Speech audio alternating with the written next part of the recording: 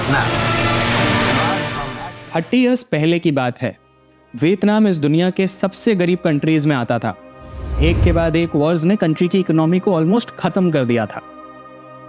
But अब 30 years बाद Vietnam Asia का one of the fastest growing Nations बन गया है। It ranks 35th in terms of nominal GDP today. तो इस सक्सेस के पीछे का राज क्या है? One word, women. Yes, the women of Vietnam have transformed the nation's economy from a war-torn past to a growing economy.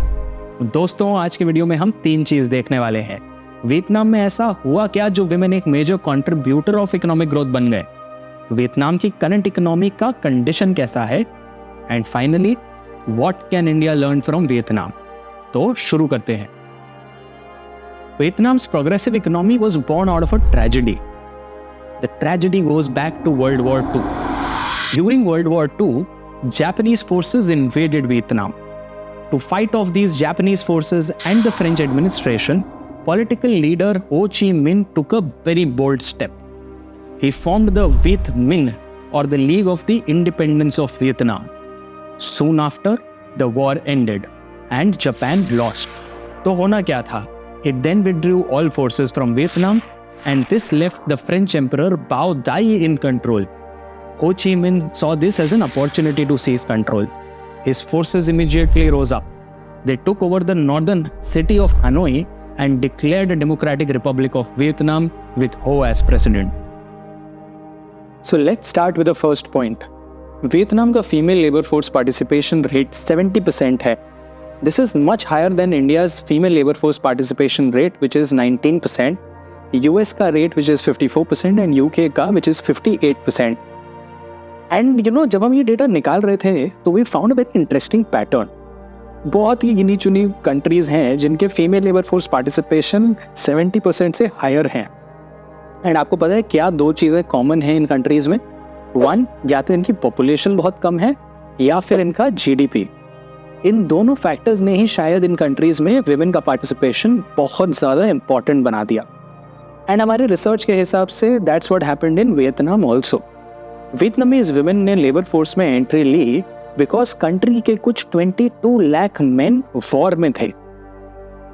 देखिए, Vietnam as a country ना काफ़ी टाइम से वॉर्स से जूझी है।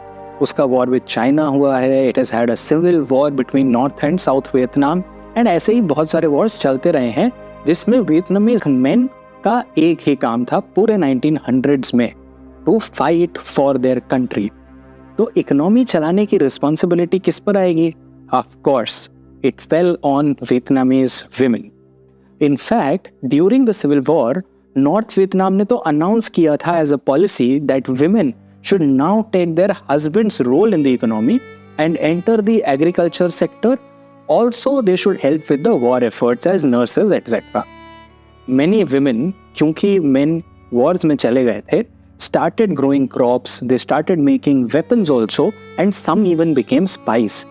And ऐसा historically हमने देखा है, चला आ रहा है, जब भी men war पे जाते हैं, तो women economy को support करने के लिए बाहर निकलती हैं, especially अगर उस economy का population छोटा है। एंड मैं ऐसा क्यों कह पा रहा हूँ? क्योंकि रिसर्च के हिसाब से यूरोप में भी कुछ सिमिलर ही हुआ था during the world war, where women participation in the economy suddenly increased. But ये वॉर्स ना सिर्फ एक एंट्री पॉइंट है for women to get into the economy. The real question is how do you sustain this? दोस्तों, मैं 3 major reasons आपको बताऊंगा why Vietnamese women का पार्टिसिपेशन इतना ज्यादा बढ़ गया था in Vietnam. Reason number 1 was gap in male to female ratio. Reason number 2 was something called the Doi Moi economic reforms. And reason number 3 was the cultural and the religious factors in that country. So let's start with reason 1. Vietnam war में कुछ 6 lakh soldiers मारे गए थे, 20 lakh soldiers घायल हुए थे। तो country में वर्किंग एज पॉपुलेशन कुछ बचा ही नहीं था। एंड अगर आप देखो तो वियतनाम की पॉपुलेशन ज़्यादा है नहीं, आज भी उस कंट्री की पॉपुलेशन कुछ 10 करोड़ के आसपास की है। अब हमें ना डेटा को डिग करते टाइम और एक इंटरेस्टिंग फैक्ट समझ में आया कि जब मेन वॉर के लिए गए थे तब तो विमेन का पार्टिसिपेशन बढ़ा था, बट अचानक से वो वापस नीचे चला गया था। वॉर के इनफैक्ट 10 साल बाद तक भी women का participation in the labor force was not that high also. And ये पता है क्यों हुआ था? वियतनाम ने अपनी इकोनॉमी क्लोज कर दी थी। तो जैसे इंडिया एक क्लोज्ड इकोनॉमी हुआ करती थी 1991 के पहले, वैसे ही वियतनाम ने अपनी इकोनॉमी क्लोज कर दी थी उस दौरान। And this was around 1980s। उसकी गवर्नमेंट कौन थी? उसकी एक कम्युनिस्ट गवर्नमेंट थी जिसने प्राइवेट ओनरशिप ऑफ एंटरप्राइज को बैन ही कर दिया। तो इससे क्या हुआ? इससे जो नॉर्मली हमने देखा है कम्युनिस्ट देशों में ज्यादातर होते हुए, इससे अनएम्प्लॉयमेंट बढ़ा, इससे करप्शन बढ़ी एंड इससे एक लैक ऑफ प्रोडक्टिविटी आया इकोनॉमी में। सो इस पीरियड ने वियतनाम की इकोनॉमिक कंडीशन बहुत ज्यादा खराब कर दी। Despite it being an agricultural country, उसे राइस तक इंपोर्ट करना पड़ रहा था। तो ये तो था रीजन नंबर 1। अब आते हैं हम रीजन नंबर 2, द दोई मोई इकोनॉमिक रिफॉर्म्स पे। 1986 में वियतनाम ने इंट्रोड्यूस किया द दोई मोई इकोनॉमिक रिफॉर्म, जिसके 3 ऑब्जेक्टिव थे। Number 1, to promote privately owned businesses. Basically communism यहाँ से बाहर निकल रहा था इस टाइम के दौरान। Second was easing control on pricing. यहाँ पे प्राइसिंग का कंट्रोल गवर्नमेंट लेड और रेगुलेशन लेड नहीं, मार्केट ड्रिवन करने की बात की गई। And 3, heavily encourage foreign trade.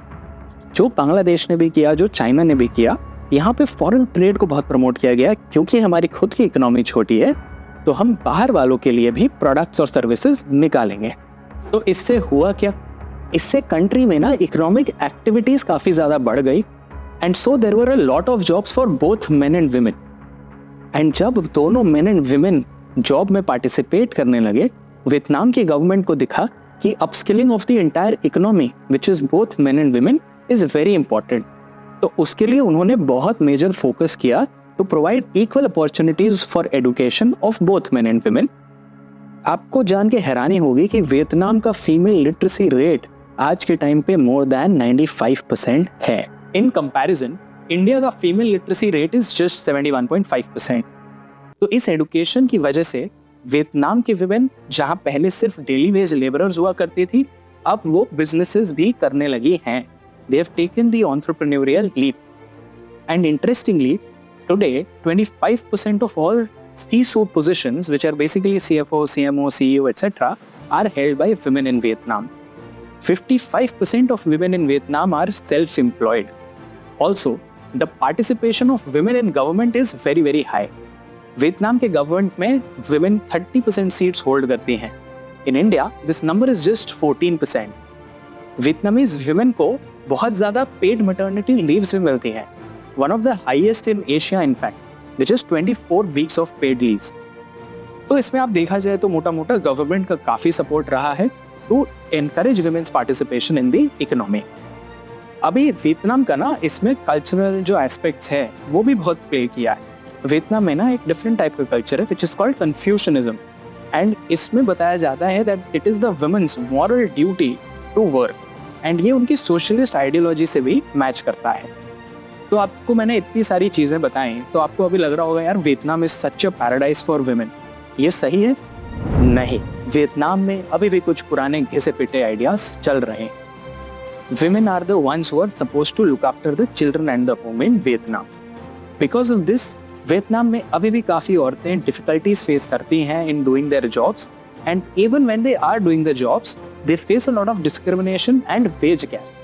Vietnam का gender earning gap is 29.5% and in India कोई स्थिति अच्छी नहीं है। In India also the number is around 35%। Vietnam में ये नंबर हाई होने का एक बहुत बड़ा रीजन वियतनाम इन्वेस्टमेंट रिव्यू में हमने पढ़ा, which stated that in school girls are pushed towards humanitarian and creative subjects while boys are pushed towards math, science, sports, etc. As a result, more men choose to work in high-paid science, technology and engineering fields. But Vietnam की women भी किसी से कम नहीं है।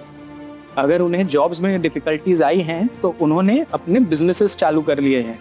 आपको ध्यान होगा मैंने आपको एक stats बताया था just पहले थोड़ी देर, 55% of women in Vietnam are self-employed.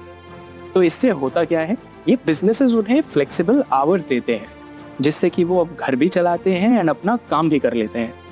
अब ये दोनों एस्पेक्ट्स को हैंडल करना विमेन की लाइफ डिफिकल्ट तो बनाता ही है फॉर श्योर, बट उन्हें एक फाइनेंशियल फ्रीडम भी ज़रूर देता है। Women in Vietnam, interestingly, now earn more than the men. And this has changed the gender dynamics in the country in a very positive way. Domestic violence has come down and divorces have gone up. Mostly because women now feel that they can leave their abusive husbands because they are financially empowered. Obviously, there can be other reasons and this shouldn't be celebrated, but that's what the facts tell us. तो ये तो कहानी थी पूरे Vietnam की, कैसे Vietnam के women ने उनकी इकोनॉमी को सपोर्ट किया और आज कैसे वियतनाम की विमेन मेन से ज़्यादा कमा रही हैं, अपनी इकोनॉमी को आगे बढ़ा रही हैं, वियतनाम को one of the fastest growing countries in Asia बना रही हैं.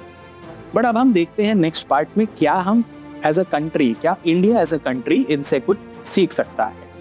अभी तक वीडियो अच्छा लगा हो तो लाइक ज़रूर कीजिएगा, नीचे कुछ कमेंट भी डाल दीजिएगा. अगर रिसर्च अच्छा लगा, नहीं लगा, बेटर कुछ करना चाहिए, सब बताइएगा, लेकिन कुछ बता के ज़रूर जाइएगा.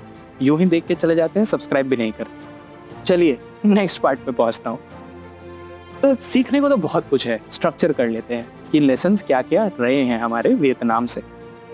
देखो, सबसे पहले तो बहुत ही obvious, higher women participation can lead to a better financial outcome for the country as a whole. और ये सिर्फ हम नहीं कह रहे हैं, मैकेंजी भी यही कह रहा है. मैकेंजी तो ये कह रहा है that companies will perform better if women participate in their companies. So उनकी रिसेंट रिपोर्ट लॉन्च हुई थी, उसमें उन्होंने 1265 companies across 23 countries and multiple company interviews करवाए. उन्होंने क्या देखा? Companies with women representation of more than 30% are more likely to outperform than those below 30%. And companies with a high board gender diversity are 27% more likely to financially outperform than the lower end. तो यहाँ पे तो यार direct एक financial incentive है companies को कि वो अपनी कंपनी में विमेन को लेकर आए और वो बोर्ड में भी विमेन का रिप्रेजेंटेशन दें. तो हमें मोटा मोटा तो ये समझ में आ गया that will be great for us as a country if we bring more women in the labour force. But what are those things that we need to do to bring them in the labour force to increase their participation in the labour force? There are 3 things that we can do. 1, equality in education. 2, maternity benefits and allowing women easy access to workforce even after family-related career breaks. And 3, reduce gender-based pay gaps and allow regular and equal opportunities at the workplace. And हमने ये जल्दी से जल्दी करना है क्योंकि women's participation एक luxury नहीं रही, ये हमारे लिए आज के दिन necessity है. आपको पता है, एक और रिसर्च कहता है that India can add $770 billion to its GDP if it brings women into the workforce. तो हमें तो लगता है that men, women दोनों को कंधा लगाना चाहिए कंट्री के प्रोग्रेस के लिए. मिशेल ओबामा का एक कोट शेयर करूंगा. No country can truly ever flourish if it stifles the potential of its women and deprives itself of the contribution of half of its citizens. Imagine if all the women of India join the workforce. What a great nation we could make. And दुनिया भर में अभी working age population decline हो रही है. इस working age population को boost करने के लिए विमेन को बनना ही पड़ेगा लेबर फोर्स का पार्ट. एंड जो इकोनॉमीज विमेन की ग्रोथ को सपोर्ट नहीं करेंगी, उनकी खुद की इकोनॉमिक ग्रोथ काफी स्लो डाउन हो जाएगी. So let's hope that India is not one of those Nations.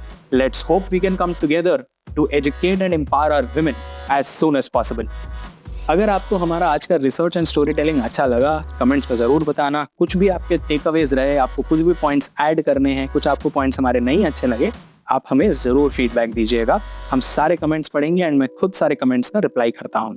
तो लाइक करो, शेयर करो और सब्सक्राइब करो और ये सब आगे और लोगों को भेजो. मिलते हैं नेक्स्ट वीडियो में. जय हिंद.